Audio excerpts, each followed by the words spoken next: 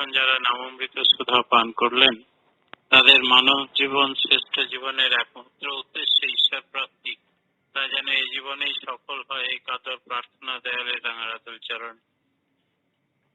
আজ শ্রী শ্রী ঠাকুরের শ্রী শ্রী জগন্নাথ দেবের রথযাত্রা। এই রথ হচ্ছে আমাদের মানব শরীর, আর এই রথের মধ্যে যিনি থাকেন স্বয়ং ঈশ্বর, তিনি পরমাত্মা। তাই প্রভু জগন্নাথের রথের সঙ্গে এই মানব শরীরের খুব মিল আছে। আমরা সকলেই জানি জগন্নাথের রথে 206টি কাঠ দিয়ে তৈরি হয়। আমাদের নরদেহ 206টি হাড়ের দিয়ে তৈরি, এবং এই রথে 16টি চাকা আছে। আমাদেরও মানব জীবনে আমাদের 16টি চাকার দ্বারা আমরা চালিত হই। তার মধ্যে 5টি হচ্ছে জ্ঞানেন্দ্রিয়, চক্ষু, কর্ণ, নাসিকা, জিহ্বা, ত্বক। 5টি, আরে বন্ধ করুন, নাহলে আপনারাই বলুন। 5টি হচ্ছে জ্ঞানেন্দ্রিয়, 5টি হচ্ছে কর্ম ইন্দ্রিয়, আর 6টি হচ্ছে রিপু। তাই কাম, ক্রোধ, লোভ, মদ, মোহ, মাৎসর্য, এই 16টি চাকার দ্বারা আমরা চালিত হই। মানব দেহের রথে স্বয়ং ঈশ্বর থাকেন এবং তার দ্বারা পরিচালিত হয়।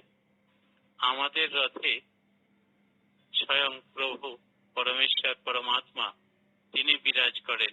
তিনি আমাদের কর্মফল অনুযায়ী পরিচালনা করেন। জগন্নাথ দেবের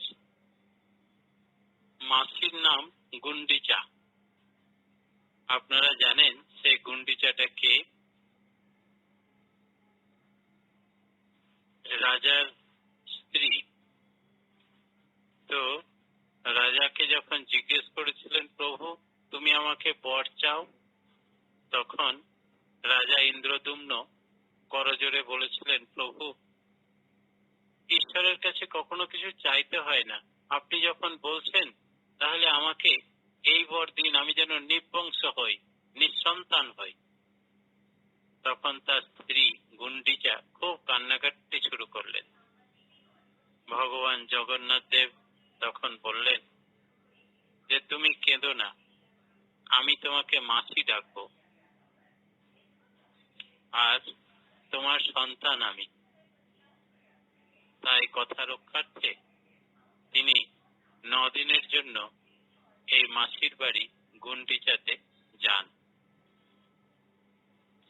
আর গুন্ডিচা কথার অর্থ হচ্ছে বৃন্দাবন, আর জগন্নাথ কথার অর্থ হচ্ছে, আপনারা সকলেই জানেন যে জগন্নাথ দেব বৃন্দাবনে যাত্রা করেন। সেখানে শ্রী রাধিকা সহ অন্যান্য গোপ গোপীরা আছে, তাদের সঙ্গে মিলনের জন্য। এর পুরনো ইতিহাস আছে যে ভগবান তো একা লীলা করেন, তার সঙ্গে আবার তার দাদা বলরাম, বোন সুভদ্রা, তারা কেন না? তো ভগবান শ্রীকৃষ্ণ রূপে যখন এসেছিলেন দাপরে লীলা করতে, তখন বৃন্দাবনে তিনি শ্রী রাধিকার প্রেমে পড়েছিলেন, এবং তার সঙ্গে সঙ্গে আরো গোপিনীরা। তার এই যে ঐশ্বরিক প্রেম সাধারণ মানুষের চোখে ধরা পড়ত না, যে যা ভাবেই বলতো, কিন্তু তাদের যে এই নিঃস্বার্থীয় প্রেম, নিঃস্বার্থের প্রেম, এই অগাধ প্রেমের বন্যা প্রভু কখনো ভুলতে পারেননি। তাই একদিন বৈকুণ্ঠে শ্রী লক্ষ্মীকে বলছেন যে আমার ভীষণ জ্বর হয়েছে, এই জ্বরে গাত্র পুড়ে যাচ্ছে, কোনো ডাক্তার ঔষধ দিলে ভালো হবে না। বলে কি করলে ভালো হবে প্রভু? বলে আমার ভক্তরা যেখানে আছে, পরম ভক্ত, সেই বৃন্দাবন গেলেই আমার শরীর ঠিক হবে, তুমি আমাকে অনুমতি দাও। তখন মা লক্ষ্মী বললেন, ঠিক আছে, একদিনের জন্য যাও, নিয়ে চলে আসবে। বলে, বেশ। একটু পরেই মা লক্ষ্মী দেখলেন, না না, একদিনের জন্য গিয়ে যদি সব ওই সখী টখীদের পাল্লায় পড়ে যায়, আবদ্ধ হয়ে যায় আর না আসে, তার চাইতে সঙ্গে একজন গার্জেন থাকা দরকার। তাই ভাসুরকে গিয়ে বললেন বলরামজিকে যে, আপনি সঙ্গে যান দাদা, ভাইয়ের শরীরটা ভালো নেই তো, ঠিক মতো খাওয়া দাওয়া হবে কিনা, আপনার সঙ্গে যাওয়া দরকার। ভগবান বললেন, বেশ তো দাদা, চলুক। একটু পরেই এসে আবার লক্ষ্মীমা বলছেন, না না, ছেলেরা কি বুঝবে, ওদিকে বাইপাস করে ও ঠিক হয়তো প্রেমে লিপ্ত হয়ে যাবে, সেই জন্যে তো তার বোন যাক সঙ্গে, সে সেবা শুশ্রূষা টাইমে রান্না বান্না করে খাওয়ানো দাওয়ানো এসব করতে পারবে। তাই বোন সুভদ্রাকে গিয়ে বলল, তুমিও সঙ্গে যাও। তাই ভগবান বললেন, তাই যাক, কোনো অসুবিধা নেই। তিনজনেই রথযাত্রা করে শুরু করলেন বৃন্দাবনের উদ্দেশ্যে। আর বৃন্দাবনে গিয়েই অর্ধেক রাস্তা যেতে না যেতে যেই লক্ষ্মীমা আড়াল হলো, ভগবানের সব জ্বর টর ছেড়ে গেল, আনন্দে ফুর্তিতে একেবারে ডগমগ। তখন দাদা বলছেন, কই রে ভাই, তোর জ্বর টর তো আর নেই? বলে, না, ওটা তোর বৌদির জন্য ছিল, বৌমায়ের জন্য। ও আড়াল হয়ে গেছে, জ্বর পালিয়ে গেছে। আসলে বৃন্দাবন আমাকে যেতে হবে, অনেকদিন দেখা হয়নি। আমার সব যারা সখা, যারা ভক্ত, তাদের প্রাণ কাঁদে, আমারও প্রাণ কাঁদে। এ কথা কি করে বোঝায়? তারপরেই বৃন্দাবন ঢুকতেই বলরামের পুরনো বন্ধু বান্ধবদের সঙ্গে দেখা, তারা রথ থেকে তাকে নামিয়ে নিয়ে চলে গেল। সুভদ্রার বহু পুরনো সখীদের সঙ্গে দেখা, তারা তাকে নিয়ে চলে গেল। একা থাকলেন রথে জগন্নাথ দেব, সে এবার সখীদের কাছে গেল। তারা সকলে মিলে এমন আনন্দে আটখানা হয়ে খাওয়া দাওয়া ঘুম সব কোথায় চলে গেল। বহুদিন পরে মিলন হয়েছে, ভগবানকে ভক্তরা পেয়েছে, কে কোথায় রাখবে, কি করে যত্ন করবে আর খুঁজে পাচ্ছে না। এদিকে লক্ষ্মীমা দিন গুনতে শুরু করলো, যে তিনজনে যে যাত্রা করলো, তাদের কাউরির কোনো সারা শব্দ নেই। একদিন গেল, দুদিন গেল, 3 দিন গেল। তখন পরিশেষে নিজেই রথ সাজিয়ে লোক লস্কর নিয়ে এই আজকের দিনে, অর্থাৎ এটাকে বলা হয় হীরা পঞ্চমী, এই হীরা পঞ্চমীর দিনে স্বয়ং মা লক্ষ্মী হাজির হলেন বৃন্দাবনে। খুব ভর্ৎসনা করলেন, তাড়াতাড়ি ফিরে যাওয়ার জন্য বললেন। তারপরেই প্রভু বললেন, আমি আর ফিরে যাব না, আমি পুরুষোত্তম ক্ষেত্র উড়িষ্যাতে জগন্নাথ রূপে বিরাজ করব। আমার সঙ্গে আমার দাদা এবং বোন থাকবে। পরবর্তীতে তাদেরই মূর্তি স্থাপিত হয় এবং জগন্নাথ দেবের সঙ্গে তার দাদা বলরাম এবং সুভদ্রা দেবী তিনজনেরই নিত্য পূজা হয়। আমরা ভগবান এই জগন্নাথ দেবের লীলা সম্বন্ধে অনেক কথা জানি। যখন মাসির ঘর থেকে ফিরে যান ওই রথে চেপেই, তখন আর সেই রথে চাপেন না, ওই রথটা পরিত্যক্ত হয়ে যায়। যখনই ভগবান নেমে যায়, তখন সেইটা রথটা আর কোনো কাজে লাগে না, জ্বালানির কাঠ ছাড়া। আমাদের এই শরীর থেকে যখন পরমপিতা নেমে যান, পরমাত্মা ছেড়ে দেন শরীর, তখন আমাদেরও ডেড বডি হয়ে যায়, জ্বালিয়ে দেওয়া ছাড়া আর কোনো কাজ থাকে না। ভগবান জগন্নাথ দেবের রথের নাম নন্দী ঘোষ। যে দড়ি দিয়ে এই রথ টানা হয় তার নাম শঙ্খচূড় নাগিনী। বলভদ্রের রথের নাম তালধ্বজ। এই রথের রশির নাম বাস্কিনাগ। সুভদ্রার রথের নাম দর্পদলন। এই রথের রশির নাম স্বর্ণচূড় নাগ। প্রত্যেকটা নামের বিশাল মাহাত্ম্য এবং ঘটনা ও পৌরাণিক গল্প আছে। যাই হোক, আমরা এই কলিযুগেও আজও সেই জগন্নাথ দেবের নানান লীলা দেখতে পাই।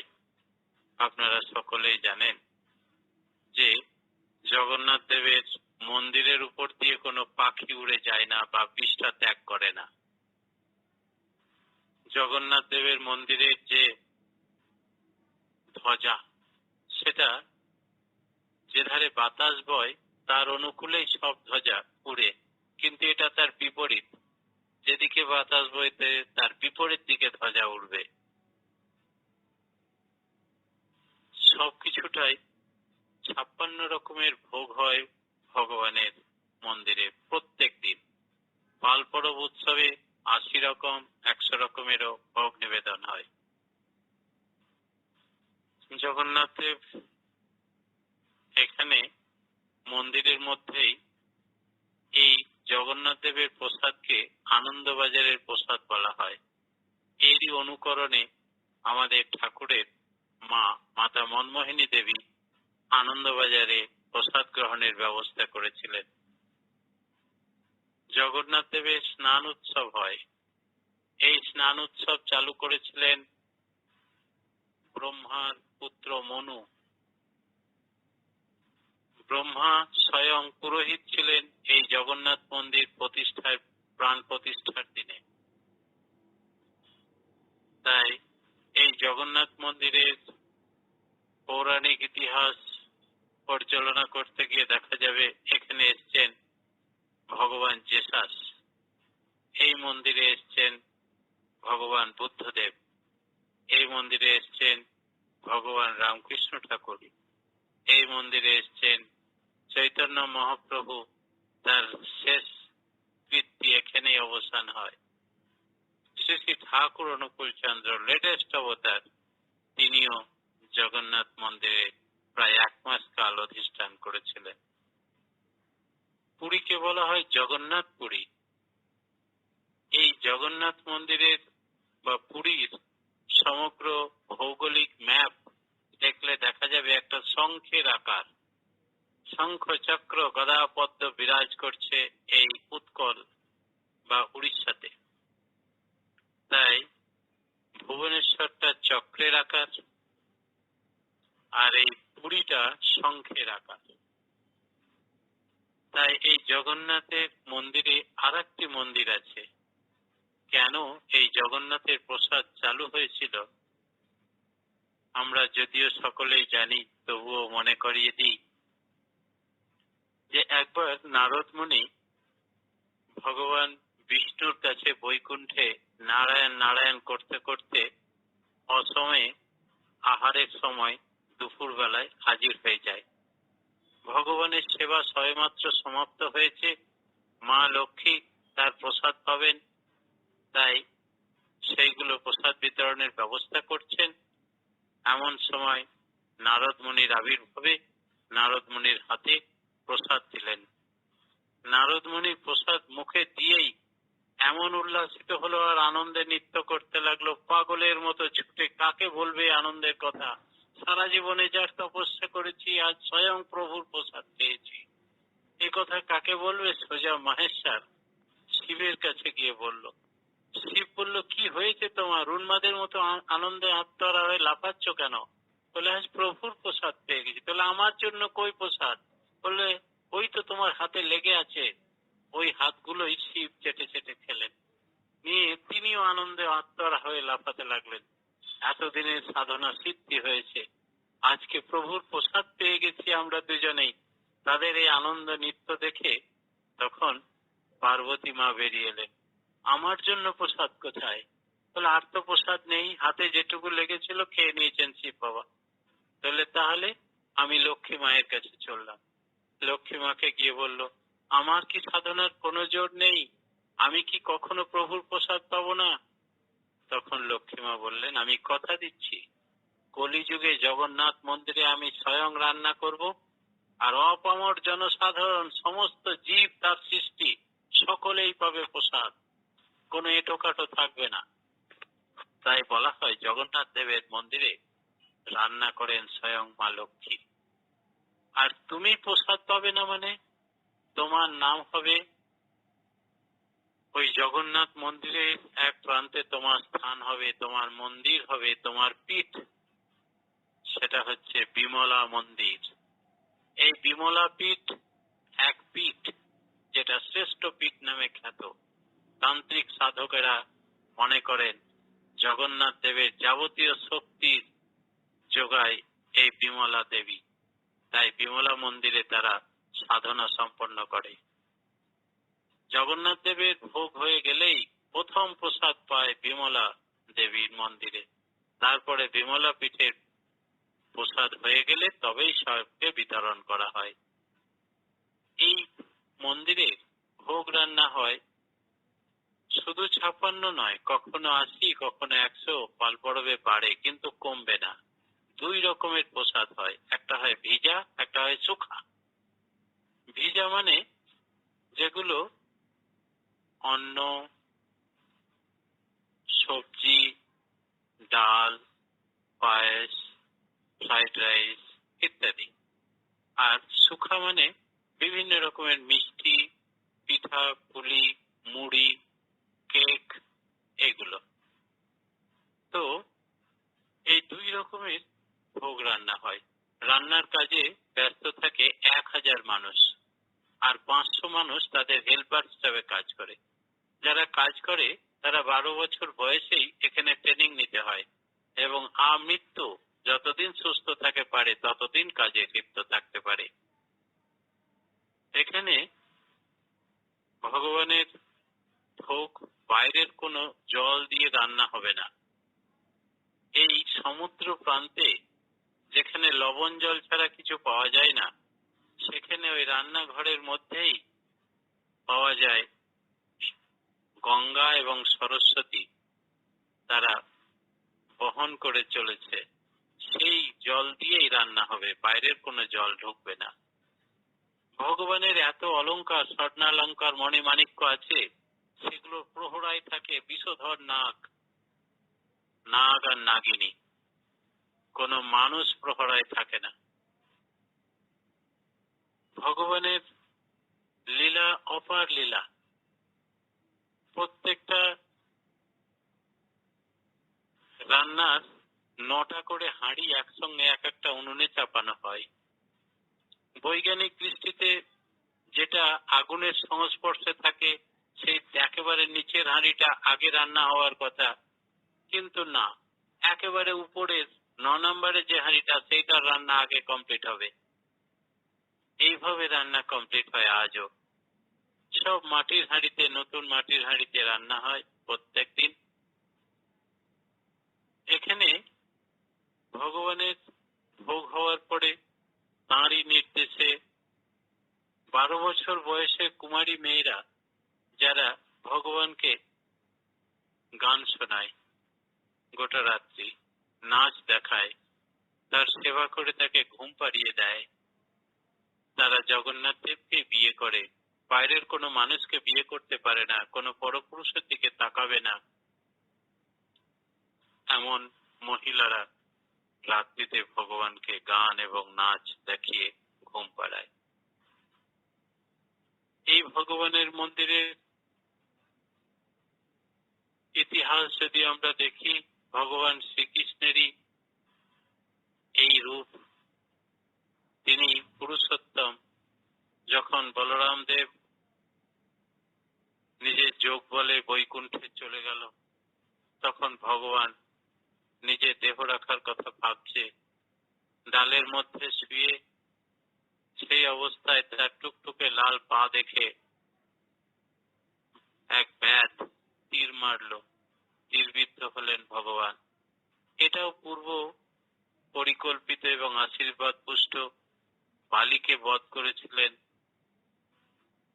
ভগবান রামচন্দ্র রূপে তিনি যখন এসেছিলেন, এবং বলেছিলেন যে তার ছেলে অঙ্গদকে, যে তোমার পিতার যে হন্তা তাকে তোমার বংশধর হত্যা করবে। এই তীরের মাধ্যমে। তাই ভগবানকে স্বয়ং হত্যা করলেন।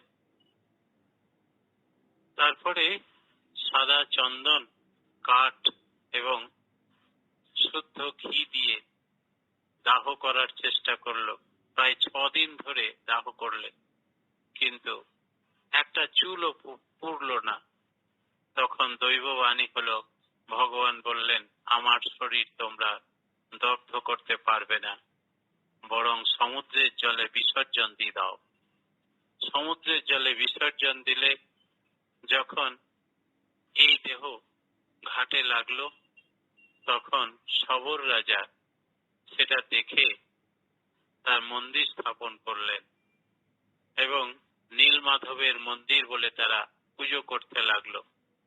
শবরদের দেবতা হয়ে উঠলেন এই নীলমাধব, খুব জাগ্রত দেবতা। শবর রাজা তার মন্দিরে পুজো করছেন, এমন সময় খবর পেল রাজা ইন্দ্রদম্নের পত্নী এই খবর পেয়ে সেই মন্দিরে আসছে নীলমাধব দর্শনে। তারাও খুব ভক্ত মানুষ, ভগবান বিষ্ণুর পূজারী। তার দর্শন করে গিয়ে যখন রাজাকে বলল যে নীলমাধবের আমরা এত ভক্ত, আর সে শবরদের কাছে পুজো নিচ্ছে, তুমি পারো না এখানে বড় করে তার মন্দির প্রতিষ্ঠা করতে? তাহলে আমি আগে দেখে আসি নীলমাধবকে। যখন রাজা দেখতে গেলেন ইন্দ্রদম্ন, তখন দেখলেন মন্দিরে কেউ নেই, উধাও হয়ে গেছে। সকলেই বলে, তখন ইন্দ্রদম্ন খুব দুঃখ করে ভগবানের কাছে মাথা ঠুকে ঠুকে কেঁদে বলল, এই জীবনে যখন দর্শনই দেবে না, আমি তাহলে কিসের ভক্ত?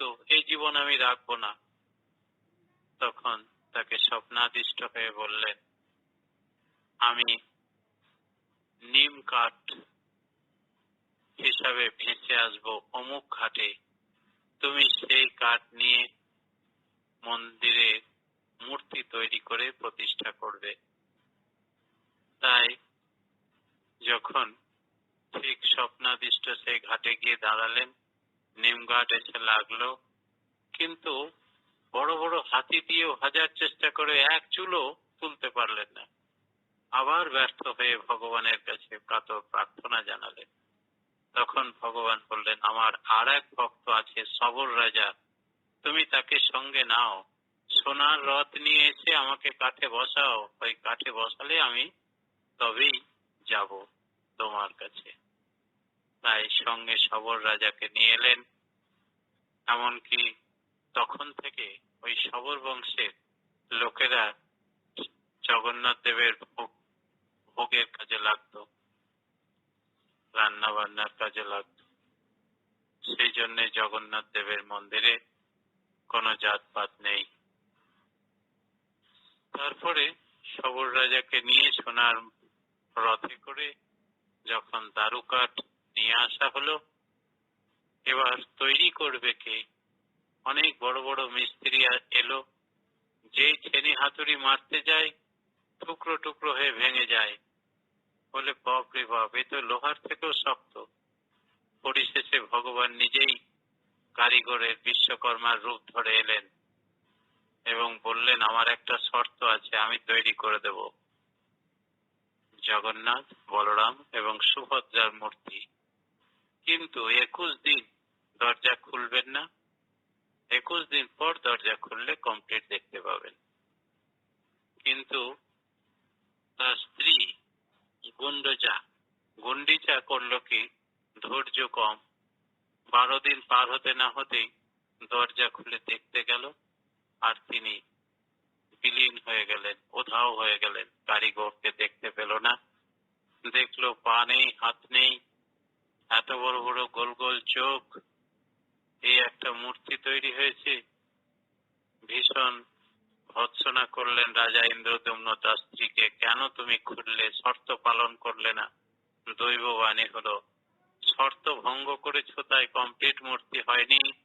তবে একথা ঠিক, আমি ওই ইনকমপ্লিট মূর্তিতেই তোমাদের ভোগ নেব, সেবা পুজো গ্রহণ করব, তোমাদের কোনো চিন্তা নেই। আমার শরীরের গঠনে অসম্পূর্ণ হলেও আমি সম্পূর্ণভাবে তোমাদের সঙ্গে আছি। তাই সেবা পুজো শুরু হলো। এই ইন্দ্রদম্ন রাজা, তার আশীর্বাদ তুষ্ট হয়ে, তার বংশধর নেই, কিন্তু মাসিকে বলে ডাকতেন বলে জগন্নাথ দেব মাসির বাড়িতে যায়, অর্থাৎ বৃন্দাবনে যায়। স্বয়ং গোকুল থেকে নিজে ভগবান শ্রীকৃষ্ণ। এই তার বৃন্দাবন যাত্রা। পরম প্রেমময় শ্রী শ্রী ঠাকুরের রাঙারাতুল চরণে আমরা সেই জীবননাথকে পেয়েছি জগন্নাথ রূপে। শ্রী শ্রী ঠাকুর অনুকূল চন্দ্র লেটেস্ট অবতার রূপে তারও স্নান যাত্রা উৎসব হয়। আর আমরা তাকে যেমন 56 ভোগের মধ্যে পান্তা ভাত কম্পালসারি থাকে জগন্নাথের ভোগে, তেমনি শ্রী শ্রী ঠাকুরও ভোগে পান্তা ভাত খেতেন। অনেক মিল আমরা দেখতে পাই। আজকে সেই জগন্নাথকে আমরা পেয়েছি মানব রূপে, লেটেস্ট অবতার রূপে, গুরু রূপে। সেই জন্য আমরা অত্যন্ত ভাগ্যবান। জগন্নাথকে, জীবননাথকে হেলায় ফেলে জগন্নাথকে দেখতে গেলি। জীবননাথই যে জগন্নাথ, অহংকারে না দেখতে পেলি। তাই সেই জগন্নাথ জগতের নাথ, আমাদের জীবনের নাথ। তাঁর চরণে কোটি কোটি প্রণাম জানিয়ে, আপনাদের সকলের সার্বিক মঙ্গল প্রার্থনা জানিয়ে আমার ক্ষুদ্র বক্তব্য এখানেই শেষ করলাম। জয় গুরু। জয় গুরু দাদা, জয় গুরু। অসাধারণ কথা শুনলাম আজকে। আমাদের আজকের দিনের যে বৈশিষ্ট্য, যে আমাদের রথ, এই রথের কথা শুনলাম, যে রথের এই যে 206টা কাঠ দিয়ে তৈরি। এই 206টা কাঠ আসলে মানব দেহের 206টা হাড় দিয়ে যে তৈরি, সেই হচ্ছে এই রথ, হচ্ছে আমাদের মানব শরীর। আর এই যে আমাদের রথে যে 16টা চাকা থাকে, এই 16টা চাকার মধ্যে আমাদের মানব শরীরে যে আছে, আমাদের দেহে যে বিদ্যমান 5টা জ্ঞানেন্দ্রিয়, 5টা কর্মেন্দ্রিয়, 6টা ঋতু, এইগুলো নিয়ে যে আমাদের তৈরি এই 6টা চাকার, মানে আজকে রথের বৈশিষ্ট্য, জগন্নাথ দেবের বৈশিষ্ট্য, আজকে তার লীলার কথা, অনেক কিছু, কেন তিনি পুরীতে আসলেন, বা তার যে ভোগ চালু কেন হয়েছিল জগন্নাথ দেবের, বিমলা পীঠের গুরুত্ব কেন, আজকে তার ঘটনা খুব সুন্দর করে বললেন। যিনি জগন্নাথ, তিনি আমাদের দয়াল ধামে এসেছেন। দয়াল ঠাকুর আমাদের নরলীলা রূপে আমাদের কাছ থেকে, আমার কাছে, আমাদের জীবনে এসেছেন, যে তার চরণে আমরা স্থান নিয়ে, চরণে আমরা আশ্রয় পেয়েছি। এটাই আমাদের বড় ভাগ্য, যে আমরা তার চরণে আশ্রয় পেয়েছি, আর তার কথা আমরা আজকে শুনলাম। খুব সুন্দরভাবে গল্প, আরো অনেক গল্প আছে, যারা জানেন আমরা আরো শুনবো। এই অপেক্ষা রইলাম। খুব ভালো। আচ্ছা দাদা, একটা কথা বলি। খুব সুন্দর আলোচনা করলেন দাদা, আমরা সম্মিলিত হলাম। পরম পিতার আমরা রাতুল চরণে আপনার সার্বিক মঙ্গল প্রার্থনা করি। আপনি খুব ভালো থাকুন, সুস্থ থাকুন, এবং পরম পিতাকে নিয়ে আনন্দে ভরপুর হয়ে থাকুন।